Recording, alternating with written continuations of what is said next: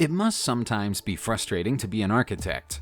You spend years of your life in design school, and all anyone ever wants you to design is yet another identical housing development or apartment building. When they get stuck with jobs like that, they must want to break out of the mold and show the world what they're really capable of. And some of them get that chance. When fantastic architecture and design meets ambitious building talent, it produces some of the most incredible buildings that really exist. You don't have to be fluent in French to be able to understand the name of Le Palais Ideal in Hauterive, France.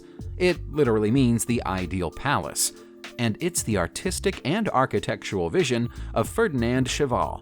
Cheval, however, wasn't an architect. He was a postman. Local folklore says that the postman fell over a strange rock while doing his rounds in 1879, became fascinated by the peculiar shape of the rock, and designed a palace based on its shape. It took him 34 years to build it. Every single rock and stone in the 30-foot-high palace was laid by Cheval's own hands, using rocks and pebbles that he picked up while doing his job. Initially, his neighbors mocked him, and his friends feared for his sanity. But the beauty of his creation soon silenced them all.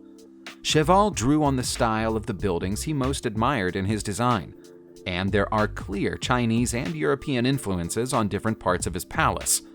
As a finishing touch, he added statues of ostriches and bears to guard the entrance. He was an eccentric man, but also clearly a genius. Staying in France for a moment, you'll find this bizarre-looking structure standing in Font-Romeu-Odilo-Via. You could be forgiven for thinking it was an enormous mirror, but that's not its purpose.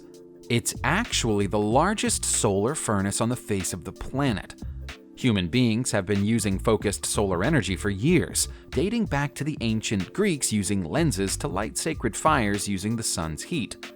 It's even claimed that Archimedes used a giant lens to set a fleet of Roman ships on fire. The same principles are applied at the solar furnace, which is framed against the stunning backdrop of the Pyrenees. There are more than 10,000 mirrors set into the field of the furnace, all of which bounce the rays of the sun back onto one large concave central mirror. The massively concentrated heat is then focused on one central point, which reaches over 5,000 degrees Fahrenheit. The French furnace has been at work here since 1970, although its efficiency on any given day depends on the weather. There are no prizes for guessing how the Atomium in the Belgian capital of Brussels got its name. It looks exactly like the structure of an atom, or at least what we believed the structure of an atom looked like back in 1958 when it was built. The unusual building was made for the World Fair of that year and was supposed to be torn down as soon as the fair was over. But the people of the city fell in love with it and decided to keep it. The structure, which is 335 feet tall, is made of iron and is also built to resemble an iron atom, making it a very meta sculpture. If we're talking scale, it's 165 billion times larger than the atom it was made to represent. André Waterkeen designed the statue despite being a businessman by trade and having no previous architectural experience, and his original idea was to replicate the Eiffel Tower of Paris upside down. That idea morphed into the Atomium over time. Each of the balls of the structure contains a different facility. One of them even has a restaurant in it. There's a particular type of tomb that you'll find in the Japanese prefecture of Okinawa that you won't find anywhere else in the world, and that's the Turtleback Tomb.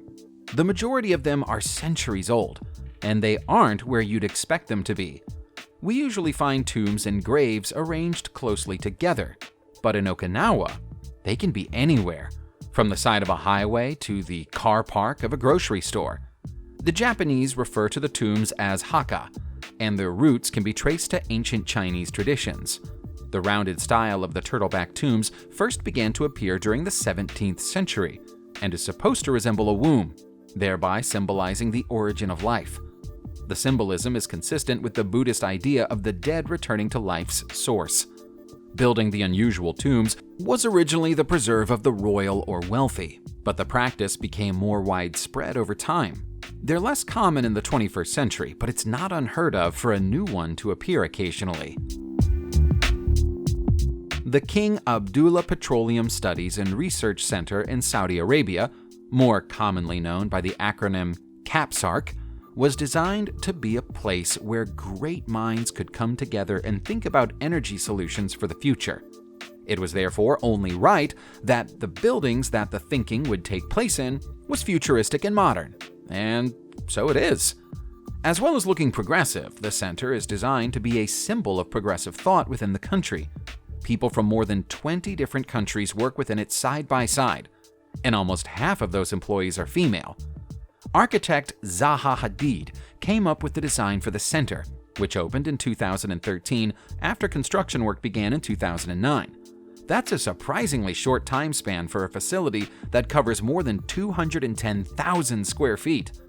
From above, the individual units of CAPSARC tessellate and interlock, symbolizing the unity that exists within the research center's differing departments. Hadid's most significant achievement might be the fact that the building is modular. More chambers can be added if they're ever required, without disturbing the original design. If you saw pictures of this next building and had to guess where it was, we imagine that New York would be a pretty long way down your list. But that's where it is. The quirky building is known as the Mushroom House, and you'll find it just outside Pittsford. Although the strange structures look like fungi now, they were initially supposed to look like Daucus carota, the flower better known as Queen Anne's lace. A married couple by the names of Robert and Marguerite Antel commissioned architect James Johnson to build the home for them in 1970. Although skilled potter Marguerite was heavily involved in the process and contributed more than 9,000 tiles she made with her own hands. It's changed hands a few times since then, and has had a subterranean glass tunnel full of mosaics and an underground cave with a pool table added. Boasting 3 bedrooms and a uniquely organic feel, the Mushroom House was last on the market in 2012, attracting a price of $1.5 million when it was sold. We guess the Chinese government really wanted to get across the idea that this brand new building is an ecology center, because we can't think of many other reasons why they'd have designed it to look like an enormous crab. You'll find the colossal crustacean next to Lake Yangchang, which is in the country's Jiangsu province. Although a crab is ideally suited to the theme of ecology, the design of the building was actually inspired by the mitten crabs that live in the neighboring lake. It bears a strong resemblance to them, with the notable difference that mitten crabs aren't 250 feet long or 52 feet tall. The design might look a little quirky and whimsical, but it's a strong structure that can cope with almost any weather conditions. Even a typhoon wouldn't be able to shift this crab a single inch. The majority of the construction is stainless steel, with a few rows of windows to let in the light. It has a cute look to it, but we wouldn't want to be caught in its pincers. Former professional soccer player Gary Neville is considered a legend by fans of Manchester United, but soccer players don't often make great architects. Perhaps that's why a lot of people laughed at Neville when he announced plans to build a new kind of environmentally friendly home in Bolton, England in 2011. Because parts of the house are underground, and it has a design like the petal of a flower, it reminded the British public of the house that the Teletubbies live in on their popular children's television show. Looking at them side by side, it's not hard to see why. Neville's property idea was no joke, though. He got his development plans approved by the local council, which granted him permission to build the subterranean 4-bedroom house on moorland, along with a wind turbine to supply it with energy. He must have encountered some difficulties along the way, because several years have passed and it still isn't finished. Architects can take inspiration from their designs from almost anywhere, but even by the standards of the most experimental architects, basing the design of a building on a pair of mating grasshoppers has to be considered fairly strange. The appropriately named Grasshoppers Dream can be found in Gyeongseon in South Korea, and serves as a restaurant. Apparently, the thought of stepping inside to steal grasshoppers performing a physical act of love doesn't cause South Koreans to lose their appetites. The grasshopper on the bottom is the place to go if you want pasta, or you can head upstairs for coffee and cake. The unconventional restaurant was once nothing more than a pair of unwanted railroad cars, but all it took was someone to come along and add some steel legs to them, and they became something completely new. There's a popular cycling route which runs directly alongside it, and so bikers who don't know it's there can often be seen pausing to take a dumbfounded look as they pass by. The Kauffman Center for the Performing Arts in Kansas City, USA, was not named in honor of the famous performing artist and comedian Andy Kaufman. It is, however, one of the very best venues for art performances in the entire world. The beautiful building was specially designed for perfect acoustics, and thereby allow audiences and performers the opportunity to deliver or experience a performance precisely as it's supposed to look and sound. Within the center are two halls, one containing a proscenium theater and the other for use as a concert hall. Moshe Safdie was the architect chosen and trusted to deliver the building, but he worked closely with acoustics expert Yasuhisa Toyoda to ensure that his vision for the building was consistent with the purpose it was intended for. Work on the center began in 2006, and it finally opened to the public in 2011, going on to become a symbol of pride for the people of Kansas City. A modern art gallery built in the 21st century should look like a work of contemporary art in and of itself, and nobody can accuse the Kunsthaus Graz Arts Museum in Graz, Austria, of falling short in that regard. Opened in 2003, it looks like a gigantic robotic heart, complete with a series of valves running across the roof.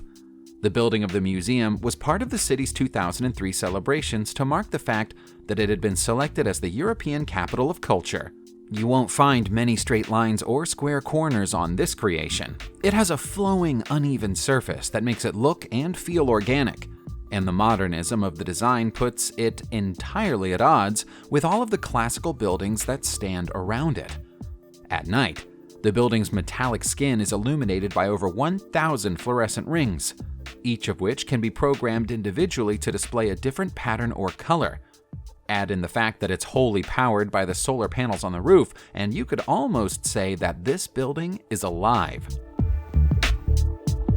You've probably seen hundreds of war memorials before, but you won't have seen any that look like this. This is the Krusevo Makedonium, which stands in North Macedonia as a tribute to and acknowledgement of all the Macedonian rebels who rose up against the cruelty of their oppression by the Ottoman Empire during the early years of the 20th century.